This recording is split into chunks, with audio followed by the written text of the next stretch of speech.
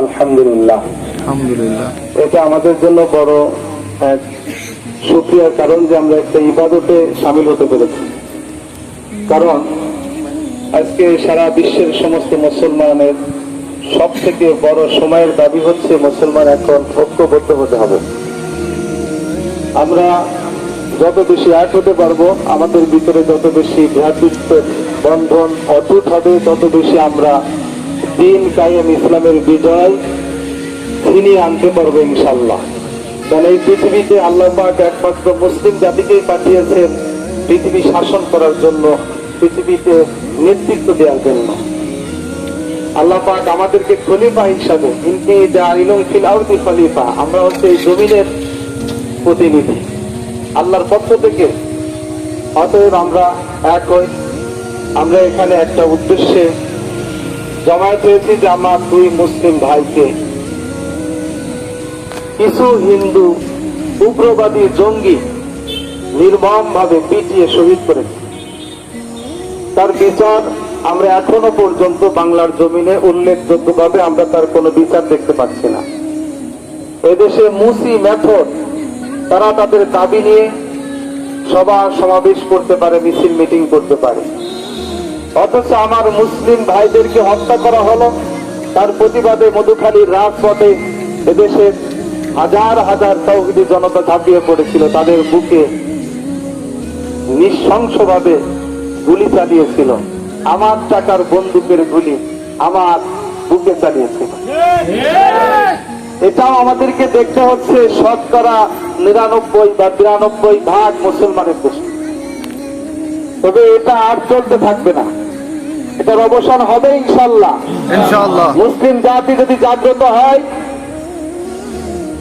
মুসলিম হচ্ছে সব সময়ের জন্য আল্লাহ পাকের পক্ষ থেকে আসাদুল্লাহ। আল্লাহর বাঘ হচ্ছে মুসলমান, সিংহের জাতি।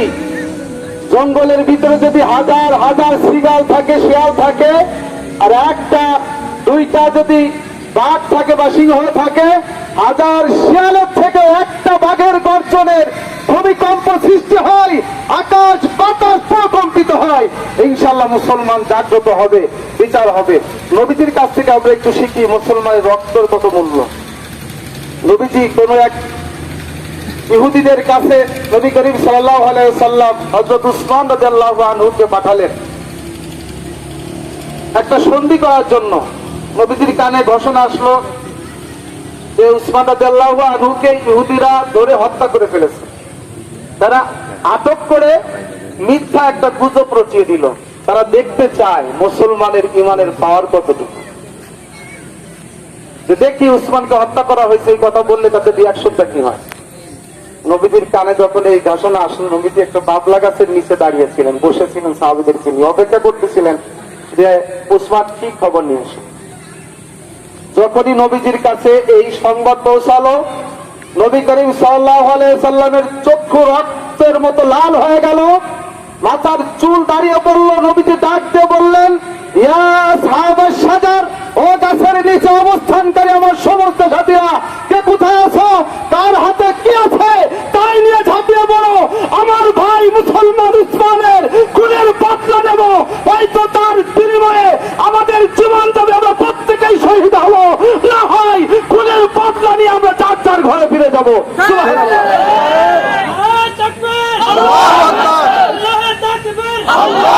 আমরা মুসলমান হত্যার বিনিময় চাই, মুসলিম হত্যার বদলা চাই, রক্তের বদলে রক্ত চাই। মেম্বার সহ, চেয়ারম্যান সহ যারা ওই এলাকার জঙ্গি গোষ্ঠী যারা জড়িত ছিল, তাদের ফাঁসির কার্যক্রম করতে হবে। মনে রাখবেন, বাংলার 18 কোটি মুসলমান কিন্তু একথা বলে যায় নাই। প্রশাসনের পক্ষ থেকে আমাদেরকে মিথ্যা আশ্বাস দেওয়া হয়েছিল, এই জন্য আমরা ধৈর্য ধরেছি, আইনের প্রতি শ্রদ্ধা দেখিয়েছি।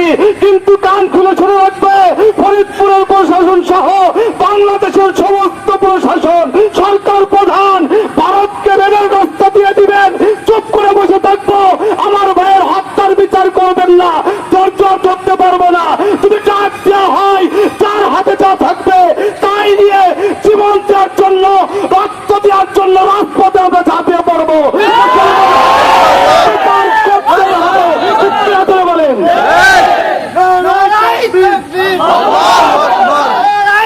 আমার ভাইরা, আগামীতে এমন আন্দোলন হবে ইনশাল্লাহ, সারা বাংলাদেশ নয় পুরো বিশ্ব কেঁপে উঠবে। মুসলমানের রক্তের দাম আছে না নাই? আছে না নাই? স্পষ্ট বলেছি, শুধু মুসলমান নয়, এক্ষেত্রে যদি কোনো মুসলিম সম্প্রদায় অন্য কোন হিন্দু বৌদ্ধ খ্রিস্টানদের উপরে এইভাবে নগ্ন হামলা করতো, সেটারও প্রতিবাদ আমরা করতাম। কিন্তু আমরা দেখেছি 70-93% মুসলমানের এদেশে, হিন্দু বলেন বৌদ্ধ বলেন খ্রিস্টান বলেন, প্রত্যেককে আমরা আদর যত্ন করে তাদেরকে আমরা শ্রদ্ধা করে দেশে থাকতে দিয়েছি। তাদের সাথে ভালোবাসার ভ্রাতৃত্বের বন্ধন রেখেছি, আমরা তাদেরকে জামাই আদরে রেখেছি।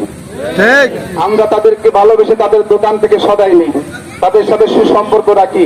কিন্তু বিনিময়ে তুমি আমাদেরকে ভালোবাসার বদলে উপর দিয়ে দাদা দাদা বলবার, ভিতরে সুযোগ পাইলে আমাদেরকে হত্যা করবা, এই ইতিহাস ভুলে যাও।